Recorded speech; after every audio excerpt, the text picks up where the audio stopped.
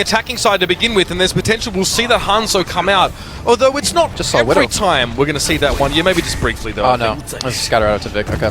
Yeah, so yeah, Hanzo's a very good possibility to Vic. Yeah, I mean, just yesterday on Hollywood, decimating NGA on that attack. If he can do that again, then he'll have Rogue off to a very strong start. But Eska's going to be back on the mate to Vic. Actually switch from the Hanzo to Pharah.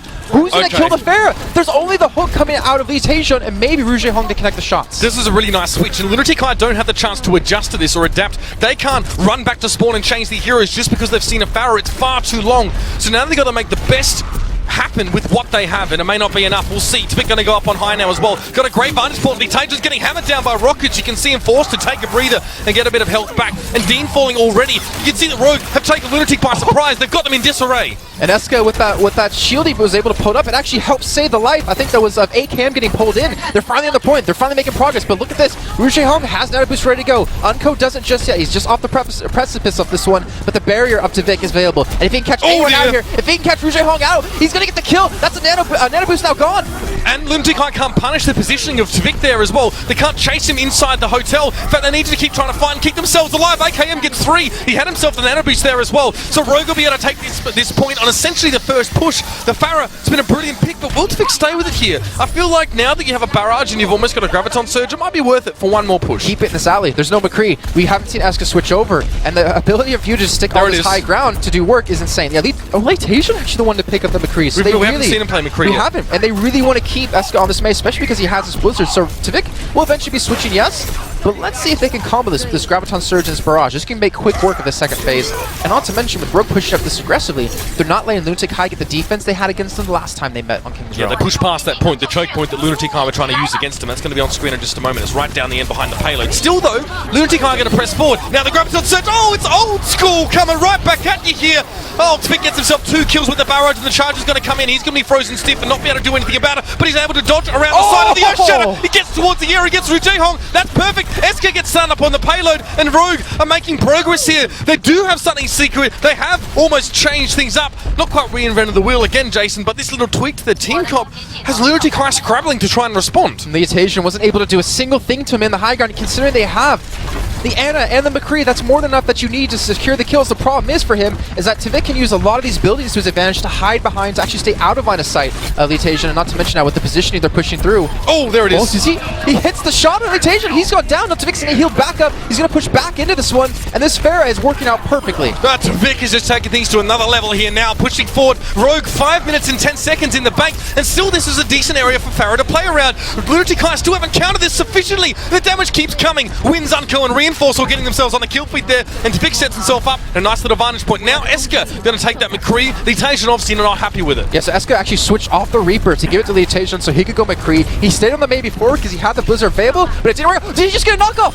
Dean! He gets knocked off with the concussive blast, and they don't have a Reinhardt. They have nothing to protect him from this barrage coming through. And Rogue have got some big ultimates to use here. I mean, Deadeye could be quite deadly without a Reinhardt on the side of Lunatic. At least it's going to force them back. And Reinforce, of course, the shield coming in. Graviton Surge, it's going to be another barrage in. Miro is going to get a quick sound barrier on, but it may not be enough. He goes very, very low, and AKM finds Lee Taejun. He has it. He's going to boost up. He's just trying to keep them guessing. Pull the wool over their eyes, in fact. Now on towards Rouge Hong. This is perfect. AKM, massive kills coming out of him. 3 quick ones, and Miro all on his own. The payload's going to get it home, Jason. It's going to get home real quick now. Miro can't even get there. 4 minutes. 4 minutes and 16 seconds on the clock, and Rogue are on their feet. So are the crowd, and that is a way to start things off nicely here. Going from finishing this map only in overtime, barely in their last match, to having 4 minutes and 16 seconds in the time bank now. You can see the chuckle from Nox. Rogue are feeling good about that half. Even AKM there.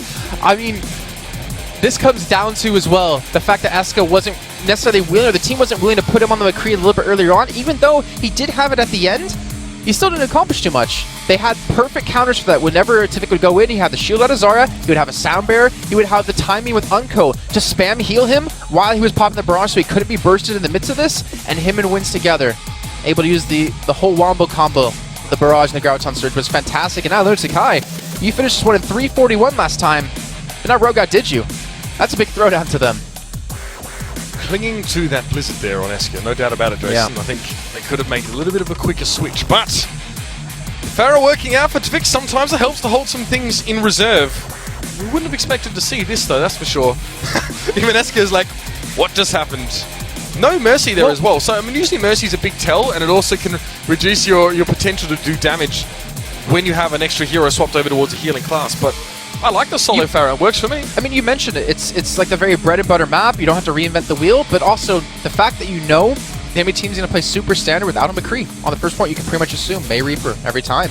You're allowed to play the Pharah. As long as you dodge out on the hooks at Elite Asian, you're going to be okay, and you're going to need a lot of damage in. And I mean, we got to actually watch Divik play this one in some scrims, and his Pharah is insane. Like, he uses the mechanics of Genji, of staying on a ledge and bouncing back up and down so often, so well, that it plays back into his Pharah. Well, now the gauntlet has been slapped across the face. The challenge has been delivered. 4 minutes and 16 seconds is the time bank for Rogue, which is very, very quick on this map. And now Lunatic need to, well, at least match that one or have a decent shot at bringing things back as it goes to extra time. The odds of them finishing the map are still fairly high, so that does mean we should expect to see time bank be an important factor here. Yeah, so we're seeing actually both teams go really standard here. Maywall's going to come in to allow him to push in towards the right side. Divik is going to use his wall. Well, actually, the Elite Asian trying to throw in the hook directly into the statue, looking for someone to charge. Knocks Ana way into the sky, and Divik's already able to build up about 50% of his ultimate, and AKM's able to pick up 2 kills himself. Rogue has successfully repelled Lunatic here. Okay, it's a good start for them as well. No big mistakes being made at all there for Rogue, if at all. So, gets them rolling, gets them ahead in ult percentage as well. It means they're going to have those come up first, unless something goes horribly wrong in this first fight. Unko is way ahead of Ruji Hong in terms of ultimate percentage of the ball. That's important. Perhaps Lunatic even just want to take a chance to give Ana some charge here? No, they're going to come forward. It's actually very important because when Lunatic attacked against Rogue the first time when they met on King's Row last... Dean had the nano boost They had the nano boost on Dean and Unko didn't have it. It wasn't even close to it. So this is actually a big change for Rogue. This is a good start for them. Lunatic looking for the attack yet again. Reinforce needs to keep that shield available, needs to keep it healthy. Blizzard's ready. Yep, and this is going to be huge actually because he can wall them off and pop it down. Well, he's going to back away for now as well. Maybe they're trying to force something out of Lunatic. Wall's going to come up as well from Eska. There's a Blizzard coming down. Reinforcers fallen already to mirror, but Dean's not going to be far behind now. Both tanks have been traded out. And this is Divik going big. AKM commanding nicely. Easy as you like. Both those two getting involved. Obviously, the Reaper, it's a winter wonderland for the Reaper when he can jump forward with an ult, and the enemy team are blizzarded up. Now, the problem for Rogue is that they've lost Reinforce. So Nox, I'm assuming, is going to run back to actually taxi him back in. Because if you don't have your Reinhardt there, you have to play back towards the archway. You have to actually give up a lot of ground onto the point. But Lunatic, they have Blizzard themselves. They're going to have Nano Boost here. Now, Rogue don't have a counter to this unless somehow Divik can get the freeze or Reinforce can hit the charge. Ground Surge as well can be very impactful, but you can always charge out of this one. This is going to be tough for Rogue to hold.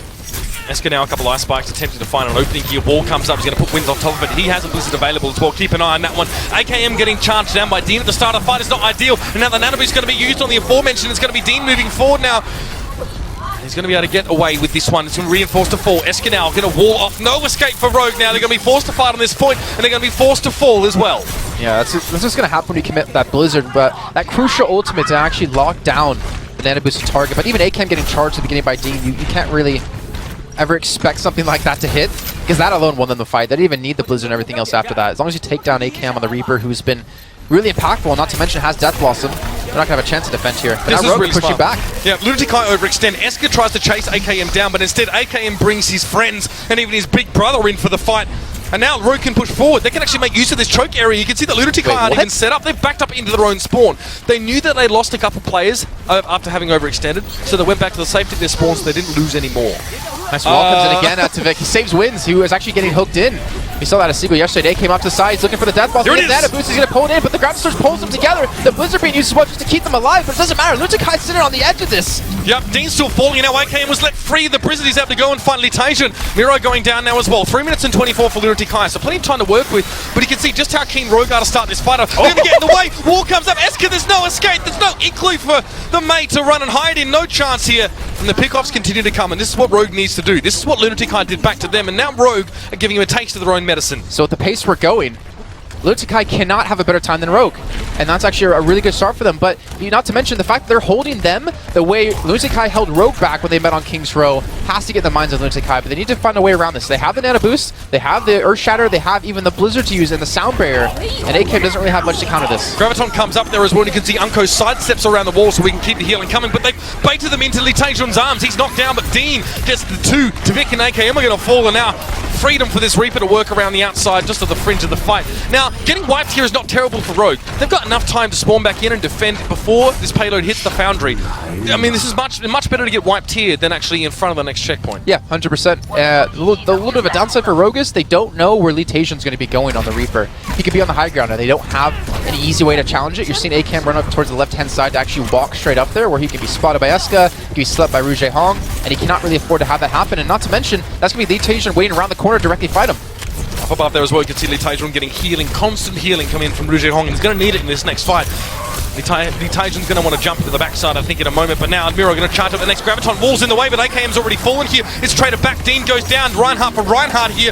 The nano boosted Letajon getting onto the back line. He's going to get frozen up pretty quickly. There's no shield to protect him either. He's going to fall. Wins finds him now. Eska hoping to make a difference in this fight. The wall's going to come up, and Vic gets the high ground. He gets away from the enemy team. Graviton surge used on the rest of Rogue, and now we see Lunatic fighting back. Miro and Rouge Hong getting themselves 2 kills, and Unko falling. Vic's the last man on this payload. The last chance to try and stall out here. He's going to fall, and that's going to be it for Rogue on that second stage. Still, the time built up is perfect for them. Lunatic finally fighting back. Even though they lost Letasion, I'm surprised they won that fight. Maybe it was a little bit of an overcommitment, or maybe it was just the fact that Rouge Hong wasn't being pressured, and he was still able to get off so much extra healing from the back of that. But let's see, ultimates, you have Tvik switching back over to Pharah. You have the Earthshadow available for Reinforce, and AKM has switched to McCree. So they've dropped the Reaper, they've dropped the Mei, and there's still nothing on Lunatic to counter this Pharah. Miro coming in with the right clicks there as well. Tvik going to the high ground here. Again, this will catch Lunatic off by surprise. What? They can always adjust to it. And nano boosted Pharah. Well, I've seen some things in my time, Jason, but this is definitely new. Still trying to deal with Letajon here as well. Don't know if that's the best target for him, but he still manages to get rid of that Reaper. And now up above, Tvik has control. Aerial supremacy or so it's called, and Toby's just going to have to eat that one and go back to spawn. Always so beautiful to see a Pharah play at this kind of level, and not to mention play without a mercy. Just playing all-out aggression. Even with the nano boost, we didn't have an ultimate. Like, that just kind of shows the faith I guess Rogue has in him in particular. But AKM has Deadeye. They have a Graviton Surge. They're able to use that time off that fight to build up some ultimates. But the problem is Lunatic have 5 ready to go. The Graviton Surge is being used. The wall's going to come in to block the Deadeye. And AKM is going to get anything off this. He's going to get Toby down. Yeah, just Toby, but Letajon responds to it. 2 quick kills. He's almost going to get a third, and he will have it. Reinforce goes down. The very standard Reaper into the back line there with the nano boost is going to pay off well. 4 kills coming up here for Lunatic High. They've got a minute and 40 left here, but Rogue are pretty much going to be propelled straight into desperate stall on towards his final point to stop this payload from getting home. And Letajon more than happy to play close to stop the reinforcements at all. And he knows they're not coming from that direction. Look at Rouge Hong. They actually use the Mei wall to get him on this high ground position. That's Vic's looking for him. He cannot afford to be slept here. He needs to get this kill because he eliminates so much healing for them. But this one-on-one is so crucial. He's hitting so many shots, and he's going to get the kill. Now Barrage's potential is going to be there as well. He's going to go over the top, and straight away he's going to let it go. Rocket's coming in thick and fast here. Miro's going to fall. 3 kills for Tvik there, and he'll probably get another one, and Dean falls down. Great hold from Rogue there, all on the back of Tvik. They needed him to get on towards that Ana, and he did. And then, of course, the rest is history, coming over the top with a nano-boosted Barrage. New flavour here in competitive Overwatch, but I have to say, it works just fine. And you're seeing Lunatic High think in such a 3D way. Instead of thinking of, all right, Ana needs to be on the ground, it's what can we do to put her in a position that she won't be attacked, and Rouge Hong will be able to get so much extra healing in. Honestly, loving seeing this, and I hope more teams adapt to this style, but to Vic, to pull off that 1v1, that actually would have lost on the map, but it most likely would have been the completion for Lunatic High. The thing is, Lunatic High can't put the Ana back up on the boost anymore because the payload is what they put the wall on top of, and that's moved too far forward. Earthshadow comes in here, and Dean's not going to get much done. Charged off the edge. It's going to be a valiant sacrifice there from Reinforce, but he's going to be happy enough with it now. Sound barrier comes in for Lunatic High. Tvik has to be careful here. You can see the pressure that's being applied to this payload. He needs to stay close. He can't stay on top of it, but the Barrage comes in there again. Letajon forced in towards that shadow form, and Rouge Hong's going to fall. Eska eats a rocket as well. Tvik sends him a parting gift there, and Lunatic High, they're not going to be able to finish this map. There's 8 seconds left to go. Do they have anyone even contest this? Dean's still on the Reinhardt. He's going to be the one to finally jump on top of us. They've been able to spot him out. I think they booped him away. No one's going to touch the payload, and Rogue have done it. They have taken King's Row. Now we have a game on our hands, ladies and gentlemen. Reinforce, do up your belt, mate. It's not done yet. Be happy with that one, no doubt about it. The Pharah pick completely stunting the approach of Lunatic High. They had no idea what to do about it. Eska was playing McCree towards the end there, Jason, but it just wasn't enough to deal with Tvik.